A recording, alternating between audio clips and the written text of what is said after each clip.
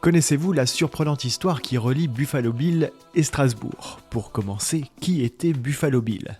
C'est l'une des figures de la conquête de l'Ouest américaine. Au départ, il est chasseur de bisons. Puis Buffalo Bill, de son vrai nom William Frederick Cody, a une idée lumineuse, organiser des spectacles grandeur nature mettant en scène des batailles entre les cow-boys et les Indiens. C'est grâce à cela que son nom est entré dans la postérité. Car il faut bien l'admettre, Buffalo Bill a fait les choses en grand.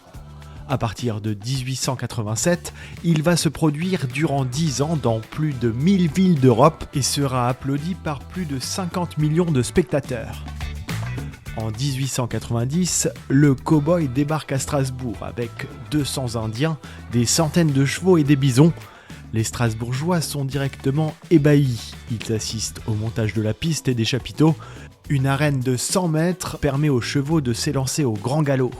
Les Strasbourgeois se précipitent alors au 24 de la rue de la Mésange chez la société Wolf, qui vend les billets pour le Wild West Show.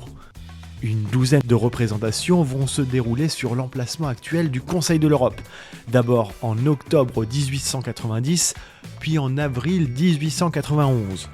Entre ces deux périodes, apprenant que son spectacle est critiqué par la presse américaine qui prétend que les figurants indiens sont victimes de discrimination et sont maltraités, Buffalo Bill rentre aux USA pour se défendre. Il n'accepte pas qu'on pense une telle chose. Buffalo Bill s'est toujours dit proche et très respectueux des Amérindiens.